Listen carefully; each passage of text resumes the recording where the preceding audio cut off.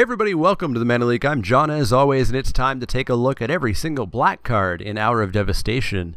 Now, if you've missed the disclaimers before, 3 quick disclaimers here. Number 1, this is a limited set review. This is for draft, this is for sealed. This is not for standard, commander, vintage, legacy, etc. I don't care if a card is the absolute best card ever to be printed for legacy. If it's not good in limited, it's not going to get a good grade here. So just keep that in mind. Number 2, this is my first glance at this set. This is my ratings of these cards in a pseudo-vacuum combined with the fact that we know that we're drafting them together with Amonkhet from what we already know. But of course, drafting 2 packs of this and only 1 pack of Amonkhet will create a brand new format for sure. But these are my ratings going into the pre-release, going into my first few drafts. These are how I'm going to approach the cards when I sit down. These ratings might change over time. Number 3, these are my ratings. These are how I view these cards. I do not do these set reviews to tell you the correct answer and you better listen to me or else. I do these to encourage discussion. I want you to think about my ratings. If you disagree, think about it. Figure out if there's a middle ground between us. Maybe I'm right, maybe you're right. Have a discussion. The comments are down there for sure. Talk with me, talk with each other. I do set reviews to encourage discussion amongst the community. But let's jump on into the first card. Up first, we have a Cursed Hoard. A Cursed Hoard is 3 and a black for a creature zombie at uncommon. It's a 3/3, and you can pay 1 and a black to give target attacking zombie indestructible until end of turn. A 3/3 for 4 is slightly overcosted, but begrudgingly playable. Giving a zombie, potentially itself, indestructible for 2 mana is fairly solid. This will definitely evoke the feeling of an overwhelming horde of zombies coming at you as the 2/2 zombies just kind of hit over and over and over, just eating your X2s and not dying. It gets a little bit closer to a C- the fewer zombies you have, of course, but I'm going to start this at a solid C+ on average, even upping it a half step to B- if you are in the zombies deck. Ahmud Eternal is up next. Ahmud Eternal is 2 and a black for a creature zombie crocodile demon. Yep. At rare, it's a 5/5. It has Afflict 3. Whenever an opponent casts a spell, put a -1/-1 counter on Ahmud Eternal. Whenever Ahmud Eternal deals combat damage to a player, remove all -1/-1 counters from it. So it's a 5/5 for 3. Cool, but it's basically guaranteed to actually be a 4/4 by turn 4 when it can attack. Maybe even worse. Still, it could potentially get through as a 4/4 on turn 4, which is pretty darn good, and if it gets blocked, it deals 3 anyways. I'm not entirely sure how this card's going to play out. There's going to be steamrolling games where your opponent stumbles, doesn't cast a card, and you just slam in with a 5/5 way too early in the game over and over again. And then there's going to be games where your opponent just quickly withers away this thing just by playing Magic. I'm going to play with it. I'm going to very likely first pick it to start, but that variance does worry me a little bit. I'm going to start this at a B. I think it has extreme potential for just unfair games, but I think it also can just do not much of anything. Speaking of potentially doing nothing, Apocalypse Demon is up next. It's 4 black for a creature demon at rare. It is a star. We'll figure that out in a second. It has flying. Apocalypse Demon's power and toughness are each equal to the number of cards in your graveyard. At the beginning of your upkeep, tap Apocalypse Demon unless you sacrifice another creature. This is asking a lot. 6 mana for a potentially tiny creature, and while somewhat unlikely, potentially just a 0/0. That then requires you to sack a creature every turn or tap it. It feels like this is probably just way too much designed for Constructed, where you can really get the consistency of filling your graveyard and then casting this and having creatures or tokens or something to sack so that it is big and online. In Draft and Sealed, this is probably just way too inconsistent to be good. The times where this is going to be either uncastable or it's going to be a 6 mana 1/1 or 2/2 that forces you to eat a creature each turn, or it does literally nothing. I'm going to start real low on this, maybe around a D+. This is going to be one of the rares that I just am not happy to open. Bane Whip Punisher is up next. Bane Whip Punisher is 2 and a black for a creature human warrior at uncommon. She's a 2/2. When Bane Whip Punisher enters the battlefield, you may put a -1/-1 counter on target creature. Cool. Pay a black, sacrifice Bane Whip Punisher, destroy target creature that has a -1/-1 counter on it. This is 4 mana, sorcery speed, unconditional removal. I'm 100% interested in that. I'm very happy with this card. I'm going to first pick this card very frequently. Apparently there's a creature attached to this card. I don't care. It's a 4-mana sorcery speed removal spell, and I am just super duper sold. First pickable, easily, A-. Love Bane Whip Punisher. Bontu's Last Reckoning is the next of the God cycle. 1 black for a sorcery at rare. Destroy all creatures. Lands you control don't untap during your next untap step. So I wasn't a fan of a 6-mana Wrath with Hour of Revelation, I believe it was. So what about a 3-mana one? Now this sort of costs 6 as well, because those 3 lands don't untap, and any other lands you use or don't use are virtually used up as well. But still, being only 3 mana to cast makes this infinitely more versatile, and you can take some hits before you drop this, resetting the game, and then hopefully flooding the board. Now it's not as easy to flood the board after this as it is with a Wrath of God, because of course your lands are tapped. So it is still no Wrath of God. I think it is better than people have been expecting, but it is still a little bit problematic. So I'm going to start it at a C+. I think it has use. I think you can find ways to use it. I don't think it's as bad as the Hoard has been saying, but I also don't think it's terribly much better. So C+ for Bontu's Last Reckoning. Carnion Screecher is up next. Carnion Screecher is 3 black for a creature zombie bird at common. It's a 3/1. It flies. That's it. 3/1 flyer for 4 is okay, though we recently only had to pay 3 mana for this with Geist of the Moors back in Shadows over Innistrad. It dies if you look at it, but if it lives, it can likely get in for some serious damage. 3 a turn adds up real quick. It's a fine card, but it's not really any higher than a C, so C for Carnion Screecher. Doomfall is up next. Doomfall is 2 black for a sorcery at uncommon. Choose 1. Target opponent exiles a creature he or she controls. Or, target opponent reveals his or her hand. You choose a non-land card of it, exile that card. I don't typically care too much for Thoughtseize effects in Limited. Whiffing is horrible. You look at their hand and it's just lands and you just wasted a card on it. You know, at least at that situation it means your opponent has nothing. So I guess there's that, but you still wasted a bunch of resources. But really, I'm somewhat ignoring the second part of this. Getting to Edict your opponent is something else that is... you know, something that sounds awesome to a lot of players, but often isn't that great either. Trial of Ambition was okay, but if you were not recurring it, think about how mediocre it felt a lot of the time. Now, if your opponent has too many options of what to sack, you do get to just Thoughtseize. So even in the situation where your opponent just has 5 creatures and edicting them does nothing, you do still get to at least maybe pull a card out of their hand, but... I don't like this card. I think I'm out on it. I think it's a 23rd card, a C-. I'm just not a fan of either side of this card. They're just both so weak. And it's a card that I think a lot of newer players are going to look at and they're going to think both sides are amazing. It's a real level up card. When you realize that both of these effects are kind of mediocre, you kind of level up a little bit in your limited Magic playing. So C- to start on Doomfall. Dreamstealer is up next. Dreamstealer is 2 black for a creature human wizard at rare. It's a 1/2. It has Menace. When Dreamstealer deals combat damage to a player, that player discards that many cards. Eternalize for 4 black. A 1/2 Menace for 3 does not sound great. On the curve out or even missing a drop, when this can attack, there's an okay chance your opponent can block and kill it without losing anything. That's pretty darn awful. Getting a 4/4 Menace for 6 is definitely better, but attacking on turn 7, I'm willing to bet that A, your opponent can block it, and B, you're not going to get 4 cards out of their hand on turn 7. You're going to get 1 or 2 if you're lucky, and they may just very well be lands. I'm betting on this seeming way better than it is due to best case scenario mentality, and I'm going to start maybe controversially low. I'm not actually sure what people think of this card, but I'm going to start it at a C. I just don't think it's good. Don't let the rare kind of symbol lead you astray. I don't think this is a good card. Grizzly Survivor is up next. Grizzly Survivor is 2 black for a creature Minotaur Warrior at common. It's a 2/3. Whenever you cycle or discard a card, Grizzly Survivor gets +2/+0 until end of turn. Now, like the Blue Survivor, I'm just not sold on cycling being a real deck in this format.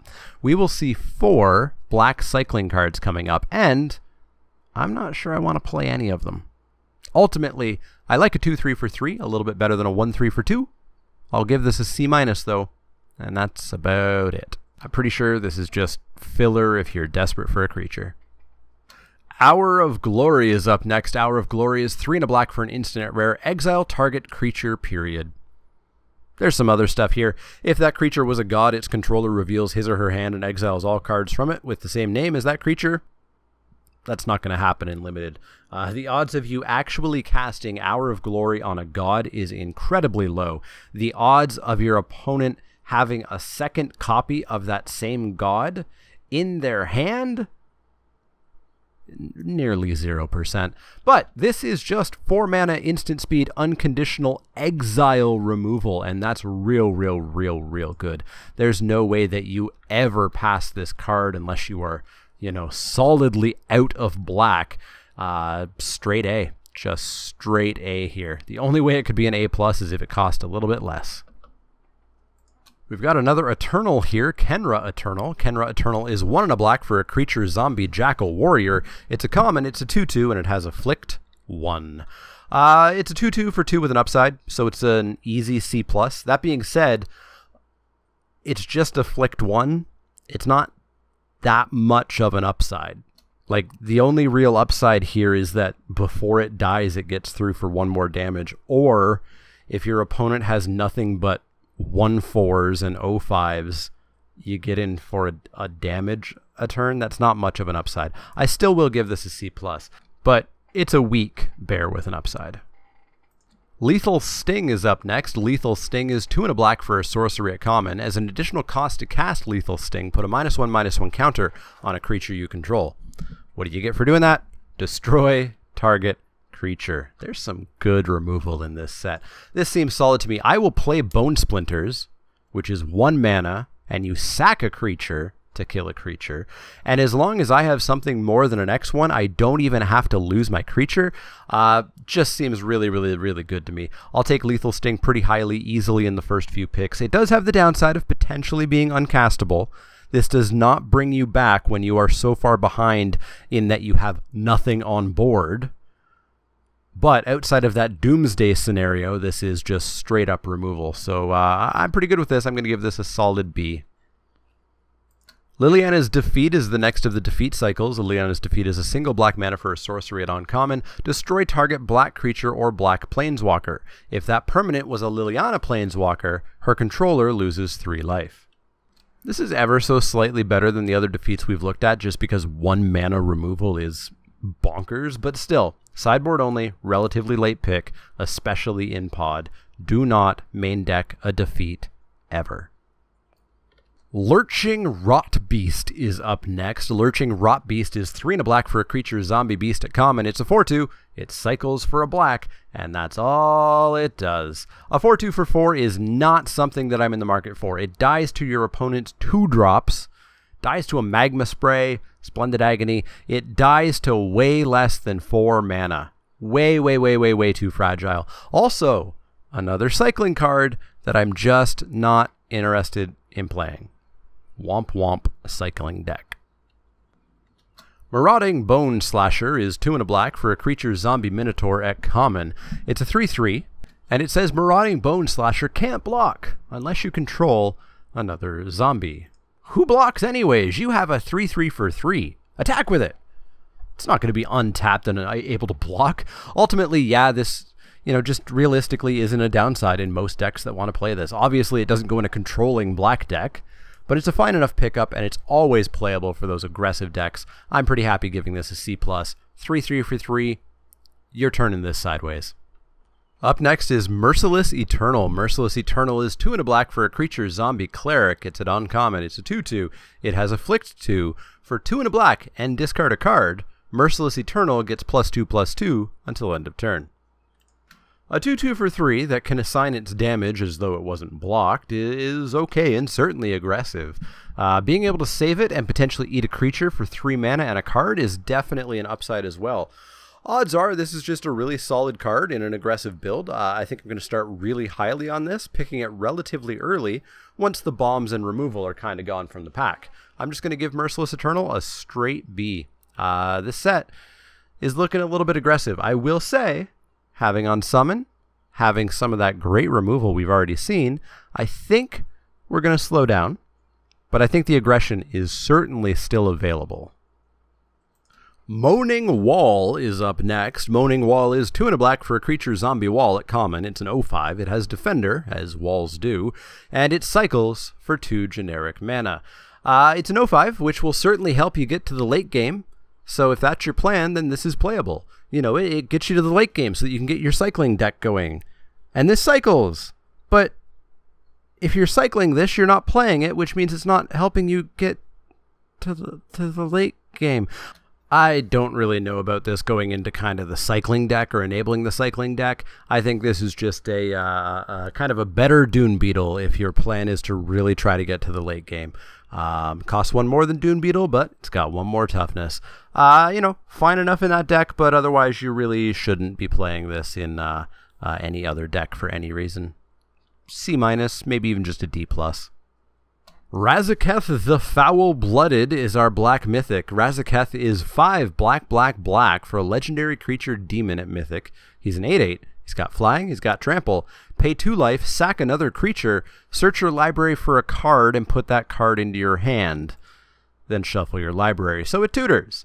The ability is cool and all, but you have an 8/8 flying trample. In limited, you've probably won the game. In limited, this is probably the best card in your deck and it's on the battlefield. What the hell are you tutoring for? The second ability, unless you are desperately searching for removal or a counter spell or something, is meaningless to me. This is an 8/8 flying trample, and that's fantastic. Now, can you actually get him out? Who knows? That's going to be format dependent. In some formats, this is an obvious A+. In some, it's more like a D+. It's more like a build around because you have to build an excruciatingly specific deck. In Amonkhet, you probably just don't play Raziq. In Hour of Devastation, boy, do I hope that you play Raziq every single time. I hope that 8 is easy enough to get to, or at least to be able to build around. I hope this format's slower. I'm going to give Raziq a pure A, just 8/8 flying trample for 8. That demolishes the vanilla test. Solid A. A+ if the format's friendly to it. Raziq's Right is 3 black for a sorcery at uncommon. Search your library for a card and put that card into your hand. Then shuffle your library. Cycle for a single black mana. Tutors are not great in limited. They're a card that newer players tend to flock to because it's almost like cheating. You are going and getting a card. You're not randomly drawing. You're getting the card you want. And that's incredible.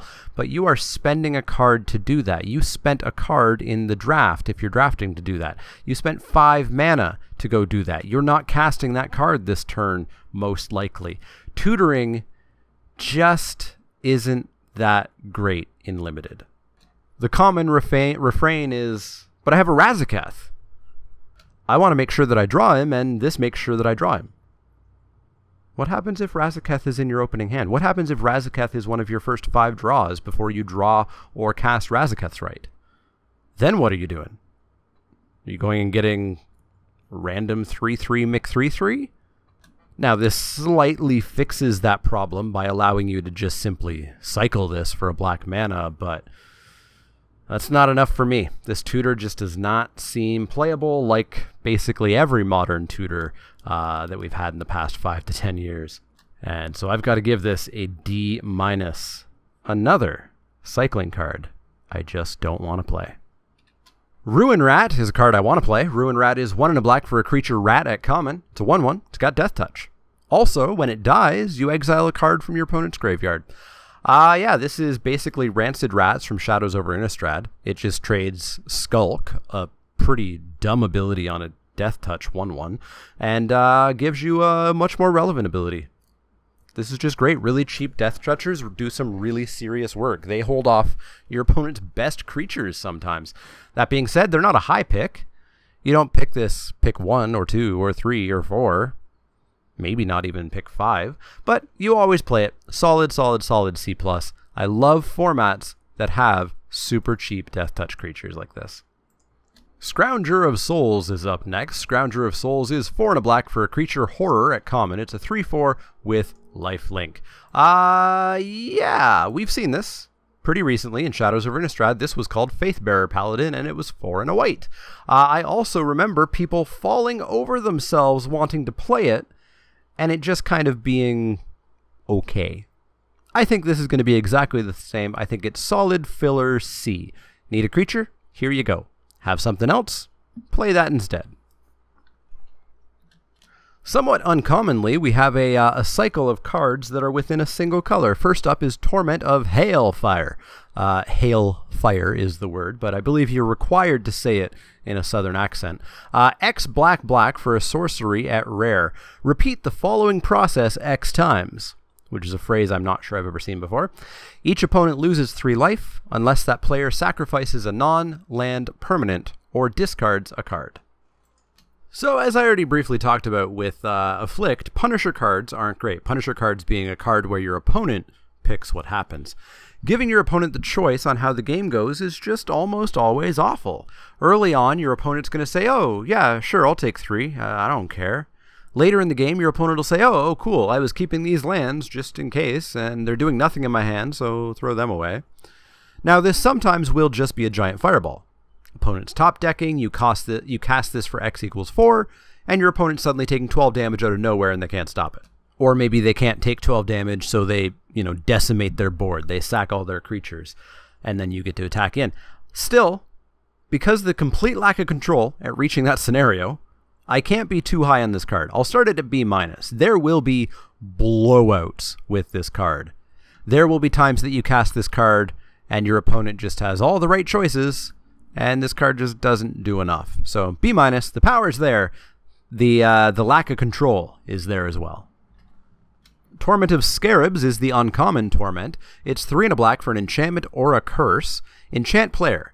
At the beginning of enchanted player's upkeep, that player loses 3 life unless he or she sacrifices a non-land permanent or discards a card. I saw a lot of faux outrage about how this is uncommon and Cruel Reality was mythic, but they're the same card. But Cruel Reality mentioned Planeswalkers, it was a story spotlight, it was 5 life, which is very different than 3. It required a creature or Planeswalker to be sacked, there was no easy out of discarding a card. Anyways, this is much more uncommon. Cruel Reality was more mythic. Stop that fake outrage. Anyways, this is another of those Punisher cards, and it also seems kind of mediocre. You're spending turn 4 doing stone nothing, and that's almost always bad in every format. Then your opponent can take 3 for a turn or 2 and get some cards into their hand that they don't care about and then just start throwing them away. Or sacking creatures that will have no impact on the game, and then ultimately just not having a draw step, which is a big thing, don't get me wrong. But yeah, taking turn 4 off to play a card that lets my opponent dictate how the game goes. And not only that, being a Punisher card that actually gives my opponent 3 different outs? That's way too much. This is not for me. I'm out on this. I'm going with a hard D. Torment of Venom is the common of the Punisher cycle. It's 2 black for an instant at common. Put 3 -1/-1 counters on target creature. Its controller loses 3 life unless he or she sacrifices another non-land permanent or discards a card. This one's great. This one's great because it does something, and then the Punisher thing is a separate thing. It's a separate sentence. It doesn't matter what they choose because you did an amazing thing. You put 3 -1/-1 counters on a creature at instant speed. So if I put 3 counters on a creature and my opponent takes 3, awesome. If they discard a card, awesome. If they sack a creature or a non-land permanent, awesome. That's all fine by me. This is an easy B- for me, just missing the B because of that double pip requirement. But yeah, this looks great. B-. Vile Manifestation is up next. It's 1 and a black for a creature horror at uncommon. It's an 0/4. Vile Manifestation gets +1/+0 for each card with cycling in your graveyard. Cycling 2. So it's an 0/4 for 2. No thanks. If you really go to town on this, this is what? A 2/4? A 3/4? On what turn does this finally become a 3/4? It's another cycler that I just don't think that I'm going to play. If you need an early blocker, here you go. Or if you've got the nut sealed pool and you actually do have, like, I don't know, 15 playable cycling cards, sure, whatever. But I'm going to start at a C- on this. I just don't think it's that good. Ugh, poor potential cycling deck. Ain't going to be a thing, I don't think. Without Weakness is our second last card and our final black cycling card. 1 and a black for an instant at common. Target creature you control gains indestructible until end of turn. Period. Cycling for 2. I do not want to play this cycling card either. Indestructible with no other effect is generally a really mediocre combat trick. Given the information on the board, your opponent knows that they're looking at a trade. In a lot of cases, your opponent won't attack into that. So it's not going to be all that often that you surprise get them. Indestructible combat tricks are a lot better when they add Death Touch, when they add some power, when they add something like that. Just Indestructible is barely ever worth a card. Tacking cycling onto it does not make it worth a card to me. I'm at a C- on this. I don't want to play this very much. Our final black card is our Wretched Camel. Wretched Camel is 1 and a black for a creature zombie camel at common. It's a 2/1. When Wretched Camel dies, if you control a desert or there is a desert card in your graveyard, target player discards a card. So this is a 2/1 for 2. It's a Goblin Piker. Yeah, Goblin Pikers aren't terribly great. And if you pull off the Desert Clause, your opponent discards a card. Big whoop. Big whoop. This is a really mediocre creature. This is a C-. This is don't play it unless you have to, unless you're desperate for a creature. It's just not there. It's not there. C-. Anyways, that's going to wrap it up for Black. Black's got some good stuff. The Bane Whip Punisher, the Lethal Sting, the Hour of Glory, not to mention Raziq and the other kind of awesome stuff in there. Looks a little bit aggressive, but it looks to have enough removal and stuff that the format may just slow down. So I'm definitely hoping for that. That being said, the blue-black cycling deck, as I've hammered home a little bit, I think is kind of dead and gone, unfortunately. Anyways, let me know what you think of Black. Let me know what you think of these cards, your ratings, your favorite cards, etc. in the comments down below. As always, if you have any questions, comments, or suggestions, you can find me on Twitter at TheManaLeek. That's L-E-E-K, like the vegetable, not the card. You can also find me at Facebook.com/TheManaLeek, Twitch.tv/TheManaLeek, and Patreon.com/TheManaLeek. Click that thumbs up button if you like the content. It really helps new people find my content if they haven't found it already. If you're brand new here, welcome. We're in the middle of the set review. We've got way more content after this. We've got pre-release content, release content, weekly top 10 lists, etc. So click subscribe if you haven't already so you can see all that when it goes up. Anyways, if you do have questions, comments, or suggestions, let me know. Otherwise, see y'all tomorrow for the red set review.